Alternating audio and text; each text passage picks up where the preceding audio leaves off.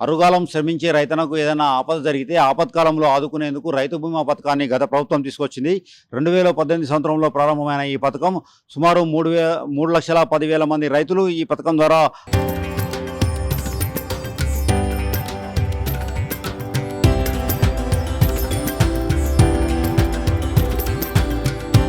తరతరాలుగా తరగని స్వర్ణ బంధాలు మన మానిపల్లి జ్యువెలర్స్. ప్రభుత్వం ప్రీమియం చెల్లించి ఈ పథకం ద్వారా లబ్ధి పొందే విధంగా చూసింది. అయితే 12,687 మంది రైతులు ఇప్పటికే ఈ ప్రమాద బీమా పథకాన్ని ద్వారా లబ్ధి పొందారు. అయితే రైతుకి ఏదైనా జరిగితే వారి ఖాతాల్లో 10 రోజుల్లోనే 5 లక్షల రూపాయలు ఎల్ఐసి ఈ పథకం ద్వారా ఎల్ఐసి జమ చేసేది. అప్పుడున్న సీఎం కేసీఆర్ ఈ రైతులకు ఉపయోగపడే విధంగా రైతు బీమా పథకాన్ని అమలు చేశారు.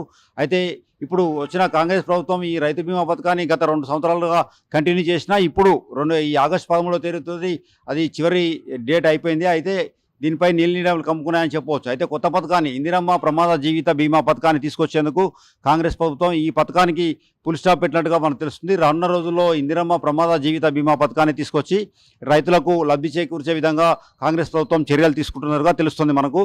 రానున్న రోజుల్లో 3,10,000 మంది రైతులు ఇప్పటి వరకు దీని ద్వారా ప్రీమియం చెల్లిస్తూ వచ్చింది గత ప్రభుత్వాలు ప్లస్ గత 2 ఏళ్లుగా కాంగ్రెస్ ప్రభుత్వం కూడా ఈ పథకాన్ని అమలు చేస్తూ వచ్చింది. కాకపోతే ఇప్పుడున్న రానున్న రోజుల్లో కొత్త పథకాన్ని తీసుకొచ్చే విధంగా చర్యలు తీసుకుంటుందో ఈ పథకానికి బ్రేక్ వేసినట్టుగా తెలుస్తుంది.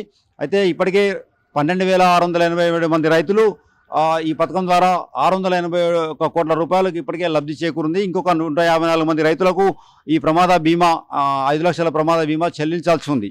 రానున్న రోజుల్లో ఇందిరమ్మ ప్రమాద జీవిత బీమా పథకము అమలు కానున్నట్టుగా తెలుస్తుంది. రానున్న రోజుల్లో దీన్ని అమలు చేసి రైతులకు ప్రమాద సమయంలో ఆదుకునేందుకు కాంగ్రెస్ ప్రభుత్వం చర్యలు తీసుకుంటున్నట్టుగా మనకు తెలుస్తుంది. వీడియో జర్నలిస్ట్ నాగేందర్తో హరీష్, RTV, ఖమ్మం నుండి.